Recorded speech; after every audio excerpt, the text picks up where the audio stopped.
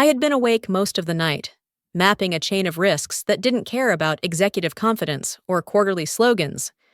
Still, I showed up on time the next morning, jacket straight, folder prepared. When systems don't sleep, neither do the people responsible for them. The office felt wrong before the meeting even began. Too quiet, too polished. The kind of calm that exists only because no one wants to be the first to admit something is about to break. Screens glowed, chairs filled.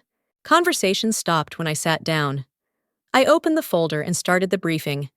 Not speculation. Timelines. Dependencies. The exact points where a minor delay turns into something public and irreversible. I didn't make it past the first page. Elliot Frost, CEO, leaned forward and brought his palm down hard on the conference table. The sound cracked through the room. "I don't have time for this," he snapped. "Clean this trash up.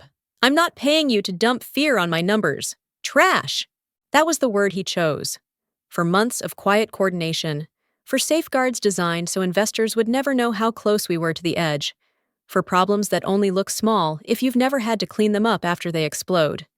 I didn't argue. I didn't explain. I gathered the papers, squared the edges, and stood. That silence wasn't weakness. It was control. Wait, I need to say this. This story contains fictional details and uses AI-assisted storytelling to highlight deeper lessons and emotions. If this story has resonated with you, I invite you to continue reading. My name is Laura Price. I'm the Risk and Operational Continuity Lead.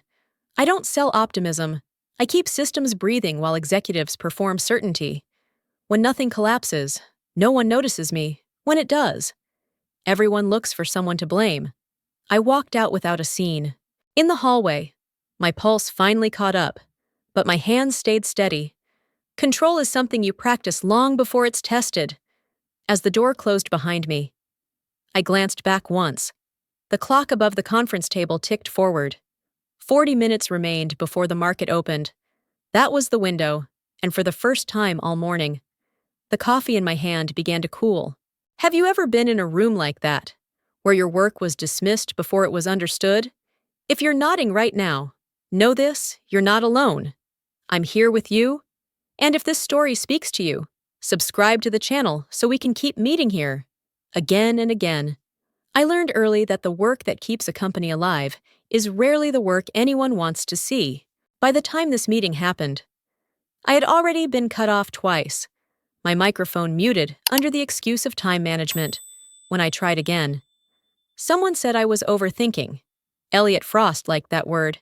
It made complexity sound like weakness. There was a quiet pride in what I did. Even as the injustice stacked up, I had stepped in more times than I could count, intercepting problems before reporters noticed patterns, or analysts asked the wrong questions. When numbers didn't line up, I fixed the path that led to them. When decisions were rushed, I built safeguards so no one would notice how close we came to public embarrassment. More than once, I cleaned up after Elliot. He loved slogans and hated footnotes. He believed confidence moved markets, not preparation. When his calls skirted the edge of risk, I was the one rerouting processes, calming teams, and rewriting timelines so his optimism didn't turn into headlines. He took credit for calm outcomes without ever asking what prevented disaster. Over time, my role became invisible by design. The better I did my job, the easier it was to pretend it wasn't necessary. My warnings were labeled cautious. My reports were trimmed. Eventually, I was asked to sit and listen while others spoke about stability I had personally engineered. The last warning was the most important one. I sent it the night before, attached, flagged, and clearly summarized. It never received a reply. Later, I realized why. Elliot never opened the attachment. He didn't need to. Confidence, after all, was supposed to be enough. That silence told me everything I needed to know about where responsibility truly ended inside the company. I left the building the same way I had entered it, quietly and within policy. My badge still worked for the walk to my office, so I packed my desk exactly as the handbook required. Laptop shut down. Access documented. Keys returned. No slammed doors. No final speeches. I wasn't angry anymore. I was clear. There was no argument because there was nothing left to argue about. I had delivered the warning. It had been dismissed. At that point, my responsibility ended. Threats would have been emotional. Explanations would have been wasted. Procedure, at least, was honest. Before leaving, I completed the final checklist. Status reports archived. Ownership notes logged. Transition emails sent to the addresses assigned by compliance. I did not add commentary or emphasis. I did not underline risk. I followed the rules the same way I always had, carefully and without drama. The only thing I stopped doing was holding the rhythm together. I didn't reroute conversations. I didn't quietly correct assumptions before meetings. I didn't soften timelines so they looked safer than they were. I didn't stay late to make reckless decisions survivable. I simply stepped aside. Elliot Frost wasted no time taking control of the work he had called trash. He reassigned tasks, skipped steps, and pushed forward with confidence. I watched from a distance as optimism replaced verification. The system accepted his inputs without protest. Systems are polite like that. They do exactly what they're told, for a while. Everything appeared functional. Reports generated, dashboards refreshed, messages flowed, but without adjustment. Small delays stacked instead of disappearing. Dependencies tightened instead of flexing. Risk didn't vanish. It waited. That was the quiet truth. The system was still running when I left. Nothing broke, nothing screamed. It simply lost the one thing it needed to stay balanced. And once balance is gone, collapse doesn't require sabotage, it only requires time. I understood then that distance was not cruelty, but clarity, and that walking away cleanly was the last professional act I could offer a company that no longer wanted to listen to warnings like mine again. The minutes before the market opened always felt longer than they were, but that morning the silence carried weight. I wasn't in the building anymore, yet I could picture it clearly. Screens lit, voices lowered, confidence rehearsed. The company was holding its breath without realizing it. Elliot Frost, the CEO, stood in front of the cameras as if nothing had happened. His voice was steady, his posture relaxed. "We're entering the day from a position of strength," he said. "Our fundamentals are solid." I recognized the cadence. It was the same tone he used whenever preparation had been replaced with belief. Behind that confidence, clocks were moving. Internal checkpoints I used to watch came and went without acknowledgement. Confirmation windows closed. Buffers expired. Each one had been invisible when I managed them. Quietly reset before anyone noticed. Now they passed untouched, like unattended doors swinging shut. I imagined the control room, someone refreshing a dashboard, someone else whispering. "Is that normal?" the system answered politely, continuing to run as designed. No alarms, no warnings loud enough to interrupt a press statement. At the opening bell, Elliot smiled and nodded to a reporter. "Markets respond to leadership," he said, "and we're ready." That was when the first number hesitated, just for a moment, a brief pause before updating. It wasn't dramatic. It wasn't a crash. It was a stall. One metric failed to refresh on time. Then another lagged by seconds. Tiny delays, meaningless on their own, but connected in ways only someone watching the whole structure would understand. I had built those connections. I knew where friction lived. Phones would start vibrating soon. Questions would form, cautious at first. "Are we seeing volume correctly? Can someone confirm this feed?" No one would panic yet. Suspense never announces itself. It gathers quietly. As the opening minutes stretched on, the silence deepened. Elliot kept talking, still confident, still selling certainty beneath the surface. Momentum was slipping. I felt it then. The shift, not satisfaction, not relief, just awareness. The system hadn't failed. It was simply doing exactly what it was told alone. 40 minutes after I walked out, the stock was down 45%, not sliding, falling. I watched the numbers update, then update again, each refresh worse than the last. Traders didn't need explanations. They reacted to uncertainty. And uncertainty had finally gone public. Inside the building, Chaos replaced confidence. Elliot Frost was suddenly everywhere. Get legal, he snapped. Get PR. I want a statement now. Someone must have suggested my name. Because my phone lit up. Elliot called. Then again. Then his assistant. Then a number I didn't recognize. I let it ring, not out of spite, but because responsibility ends when authority does. I had followed procedure. I had handed everything over. There was nothing left for me to fix. If you've ever watched a decision unravel in real time, you know that moment. When disbelief turns into noise, people talk louder, questions overlap, no one listens. By the time legal drafted language, the market had already decided. PR couldn't spin a hole that deep. Confidence doesn't stop momentum. It only delays accountability. This is where I'd ask you something, quietly. Have you ever seen a room like that? Certain until it isn't. While phones kept ringing, another alert landed. The board was calling an emergency meeting. Everyone was required. Almost everyone. One chair would be empty. I didn't celebrate. I didn't panic. I just understood something clearly. When the system loses its keeper, collapse doesn't need help. It only needs time. And time was exactly what Elliot Frost no longer had. The calls kept coming, but answers didn't. Decisions stacked, unchecked. Every choice now carried weight, and no one was guiding them. The fall wasn't finished, it was accelerating, and everyone inside the company could feel it. Silence followed, heavy and unmistakable. The meeting invitation sat unread on my screen. I closed my phone, stepped away, and let the consequences move without me. That was when the truth finally took shape. Not everything broken is destroyed. Some things simply stop. I heard about the accusations secondhand, the way truth often travels when panic sets in. Elliot Frost didn't say my name quietly. He said it loudly, repeatedly, and always with the same word attached to it: sabotage. She did this. He told anyone who would listen. She knew exactly when to walk away. Resistance doesn't always look like shouting back. Sometimes it looks like standing still while facts do their slow work.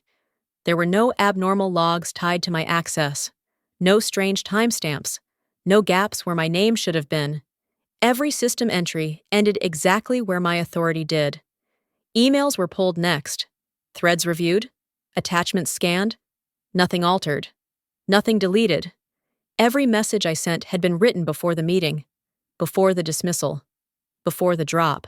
I had warned, I had documented, I had followed procedure to the letter. That part mattered more than emotion. I didn't need to defend myself because there was nothing to defend against. You can't sabotage a system by leaving it intact. Elliot pushed harder. She knew the weak points, he insisted. She designed them. That, at least, was almost flattering. I had designed safeguards, not failures. The difference was clear to anyone who understood how systems actually worked. Risk doesn't appear when someone leaves. It appears when someone in charge refuses to listen. By the end of the hour, the accusations stalled. Legal had nothing to escalate. Compliance found no breach. Operations confirmed clean transitions. The noise lost direction. Then the board made a request. Play the recording. Someone said, the meeting. The one where she was dismissed.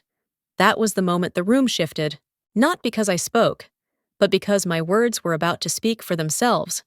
For the first time since the collapse began, Elliot Frost wasn't in control of the story, and no amount of volume could change what the evidence already showed to everyone in room. I wasn't in the room when they pressed play, but I know how silence behaves when truth enters it. The recording filled the boardroom, my voice steady, Elliot's impatience sharp. Then it came. Clear and unedited. Clean this trash up. That's what you're paid for. The words hung there. No follow-up, no laughter, just air turning heavy. I was told no one moved. No one checked a phone. Even the screen seemed to pause, as if waiting for someone to explain what had just been heard. One board member finally spoke. What exactly was the trash? It was a simple question. It didn't accuse. It didn't comfort. It asked for definition. Elliot Frost didn't answer. He shifted in his chair, cleared his throat, and said nothing. Confidence. the kind he trusted so deeply, had no script for that moment. This is where I want to ask you something. Quietly. When a leader dismisses a warning without reading it, who carries the responsibility after you can hold that thought as the story continues? The board didn't wait for Elliot to recover. They asked for the reports I had submitted, then the dates, then the attachments. Each warning was pulled up, one by one, still unopened, still logged, still time-stamped. The pattern formed without commentary. What collapsed in that room wasn't just Elliot's argument. It was the idea that tone matters more than substance, that confidence can replace care, watching from a distance. I understood that this was never about me leaving. It was about what had been ignored long before I stood up. By the time the recording ended, the board had stopped asking questions out loud. They didn't need to. The trail was visible now, and it led in only one direction. The exposure was complete, and with it came a quiet moral collapse that no statement could repair. Leadership, stripped of volume, revealed what it had chosen not to hear when warnings were offered patiently and repeatedly inside. I didn't hear the realization happen, but I felt it ripple outward. The board finally understood what had been missing, and it wasn't loyalty or effort. It was guardianship. I hadn't created risk. I had contained it. Quietly, consistently, without applause. They reviewed decisions that once looked bold and now looked reckless. They traced moments where intervention had softened outcomes before anyone noticed. My role became visible only in absence, which is how protection usually reveals itself. You don't thank the guardrail until it's gone. Elliot Frost tried to push back. He talked about vision, momentum, leadership under pressure. He repeated phrases that once impressed rooms full of analysts. This time, they landed flat. Confidence could not explain unopened warnings or ignored timelines. Volume couldn't undo evidence. What followed wasn't anger, it was regret. Board members asked when the last contingency review had been acknowledged. They asked why no one had followed up. The answers circled back to one decision, then another, until the pattern was undeniable. The system hadn't failed. Oversight had, for the first time. Elliot wasn't directing the conversation. He interrupted, then stopped. He argued, then stalled. Authority drained quietly, replaced by procedure. Someone invoked policy. Someone else mentioned fiduciary duty. The language shifted from belief to responsibility. I watched from a distance, not with satisfaction, but with clarity. This was never personal. It was structural. I had been the buffer between optimism and reality. Without that buffer, reality arrived unfiltered. The decision came without ceremony. Elliot's executive authority was suspended pending review. No applause, no raised voices, just a line item recorded and enforced. As the meeting adjourned, I understood the weight of what had changed. A guardian had been removed, and everyone finally noticed. Regret arrived too late to prevent the fall, but just in time to name its cause. It was a lesson written in process, not emotion, and it would remain long after the headlines faded, reminding everyone that leadership is measured less by volume than by the quiet systems it chooses to protect or discard when pressure finally arrives without warning inside. The day Elliot Frost left the company didn't feel like a victory. It felt like paperwork being completed. His exit wasn't announced, tweeted, or explained to the public. One morning, his name was removed from internal calendars, and by the afternoon, his office was empty. There were no reporters outside the building, no statements crafted for reassurance, just a quiet acknowledgement that authority had shifted, and the decision was final. That was how it should have been. Noise would have suggested emotion. This was logic correcting itself. I received the call later that day. A board member thanked me for my professionalism and asked if I would consider returning, not as a favor, but as a necessity. They spoke carefully now, aware of how much weight silence can carry. I listened without interrupting. I was offered my previous title, my old access, and a public explanation that would restore appearances. It was generous. It was also incomplete. I declined the role I had before. That wasn't anger speaking. It was resolution. Going back to the same position would have meant rebuilding the same buffers for the same kinds of leaders. I didn't want protection without authority, or responsibility without voice. We talked instead about structure, about oversight that didn't depend on one person staying late, about systems that respected warnings before they became lessons. The conversation shifted, slowly, toward prevention rather than recovery. When the call ended, I felt something settle. Justice doesn't always arrive with applause. Sometimes it shows up as alignment. When actions finally match consequences, Elliot's exit closed a chapter, but it didn't erase the damage. It clarified it. The company would recover, not because someone was removed, but because something had been learned. I stepped away from the window and shut down my laptop. For the first time in weeks, there was nothing left to monitor. The noise had faded, the system had paused, and the resolution felt complete. Some endings don't need witnesses, they just need to be correct. That kind of ending is rare, but it stays honest long after everything else moves on. I tell this story now without anger, because anger was never the point. What happened taught me something simple and permanent about power, responsibility, and language. Companies don't collapse from attacks. They collapse when leaders call warnings trash. When I look back, I don't see villains or heroes. I see choices. I see a system that survived as long as someone listened, adjusted, and stayed awake when others slept. I was never the center of that system. I was the margin that kept it stable. There was no revenge in how it ended, no speech, no dramatic return. Justice arrived quietly, the way gravity does, pulling outcomes toward truth without asking permission. Elliot lost authority because authority demands attention, not volume. I walked away intact because restraint leaves fewer scars than fury. What remains is clarity. Warnings are not noise. They are care expressed in uncomfortable forms. Calling them trash doesn't make them disappear. It only delays the cost. I didn't win anything. I finished something. The story closes where it should, with accountability restored and systems learning to listen again. That is enough. Satisfaction doesn't always come from triumph. Sometimes it comes from knowing you were right, stayed professional. I want to pause here and talk to you, not as a character in a story, but as someone who's lived through a moment like this. The lesson I carried away wasn't about winning or losing. It was about knowing your value even when the room refuses to see it. When your work is quiet, preventative, and invisible, it's easy to doubt yourself. But silence doesn't mean insignificance. Sometimes it means you're the reason everything hasn't fallen apart yet. What stayed with me most was the calm that came after I stopped trying to be heard. There's a strange peace in doing your job with integrity.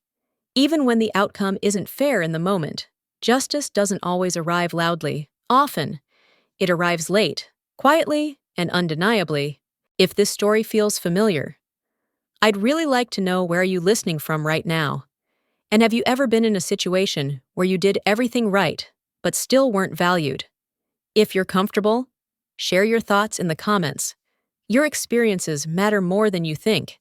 And if this story resonated with you, a simple like or share helps it reach someone else who might need it.